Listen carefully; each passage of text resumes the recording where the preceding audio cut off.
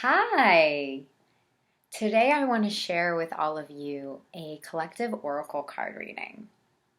So, oracle cards are one of my favorite tools for tapping into my higher intelligence, into the higher intelligence of my clients and students and in community events. And there's a misconception that oracle cards are giving us information that's outside of ourselves, but actually they are a tool to tap into that inner guidance, that higher intelligence, the God, the goddess within. So it's really just another way to tap into what you need to love yourself more, to feel more of your empowerment, and to know what to heal within yourself, which is why I love to use it. It's also a really, really nice tool, especially for getting into the getting messages from the Third Eye Chakra, Ajna, because oftentimes when we're trying to receive information, it can feel really caught up here. So having things like oracle cards gives us a visual to help bring those downloaded messages out of here and into a way that's digestible for us. And it's kind of fun, right? Like you get to look at something and see a picture. I generally guide without the booklet because I want you to receive this message from intuition. However, sometimes intuition guides us to also look at the booklet. But especially if you're someone who is looking to learn how to access oracle card messages, I do highly encourage my clients and students to just tap into that message from their intuition. It can help to have a journal handy. So if you pull a card and you're like, I don't know what this means, grab your journal and then say, okay, higher self, what does this mean? And it'll come to you. You'll just write. Or you might speak it, you might sing it, you might move it. Excuse me. It'll be great. Okay, but today I'm going to do a collective oracle card reading for all of us. So I have a few different decks, but I'm using the Moonology card deck because we had a beautiful full moon in Aries last night and Mercury retrograde just ended. So I love using this deck when I'm tapping into the cosmic energies, not just Grandmama Moon, but any of those cosmic energies. All right, so I always, first and foremost, bless the cards, clear them of old energies. I'll use Reiki to do that. Sometimes I use light language. Sometimes I just envision clearing the energy, the light out of it, and asking, please clear all the old energies that have touched these cards. May we please be present right here and right now with the collective energy. What is it that each of our hearts needs to know? What is it that Grandmother Moon wants to share with us? Thank you for this higher guidance and reminding us that this higher guidance is truly coming from within.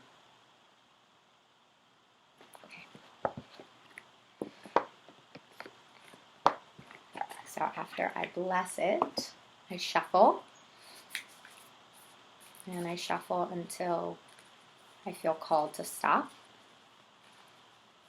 Okay.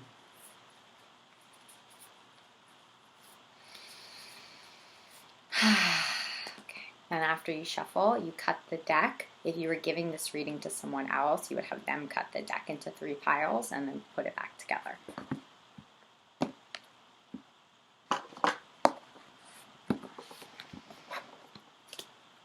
And then just be guided to pick the card wherever it might be. It could be on the top, it could be in it. Okay.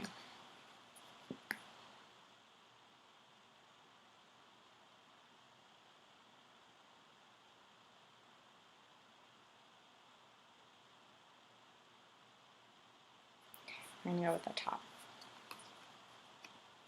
Ooh, work through your fears. So collectively, we're being told, let's get that to focus there, that we are all feeling this new moon in Scorpio energy, which is all about working through our fears. So even though we are in a full moon light right now, those of us that are tapping into this video right now are feeling like new beginnings are happening, new things are starting, and that can feel really scary. It can feel nerve-wracking, worry, anxious, any of these words that really boil down to our fear that lives in our root chakra, that tightens our body and our muscles, that makes us go like this, that stops us from actually doing what we came here to do. So rather than staying in that fear, this card invites us to welcome the fear in, to talk to it, to ask it, hey fear, where did you come from? Where did I learn you? Where did I learn to be afraid? And then ask, what would I rather feel? So for me, I'd rather feel excitement. I'd rather feel grateful. And see how you can then, just by speaking that, you can start to shift your feelings from that fear to that excitement, to that gratitude, to that joy. If you need more time to sit with that fear, please don't rush your process. Meditate with it.